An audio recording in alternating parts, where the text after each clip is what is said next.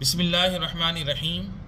صحیح مسلم کی حدیث ہے، حضرت ابو قتادہ رضی اللہ عنہ سے روایت ہے کہ رسول اللہ صلی اللہ علیہ وسلم نے ارشاد فرمایا، عاشورے کے دن روزہ رکھنے سے میں اللہ تعالیٰ کی ذات سے امید کرتا ہوں کہ یہ ایک روزہ آدمی کے 1 سال پہلے کے گناہوں کا کفارہ بن جائے گا۔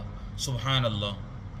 اسی کے ساتھ 9 محرم کا روزہ رکھنا مستحب ہے، کیونکہ مسلم کی مزید ایک اور حدیث ہے، رسول اللہ صلی اللہ علیہ وسلم نے ارشاد فرمایا، اگر میں آئندہ سال زندہ رہا تو 9 کا روزہ بھی رکھوں گا۔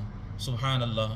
اللہ رب العالمین ہمیں 9 اور 10 محرم کا روزہ رکھنے کی توفیق عطا فرمائے، اور ہمارے پچھلے 1 سال کے صغیرہ کبیرہ قصداً و سہواً تمام گناہوں کو رب العالمین معاف فرمائے۔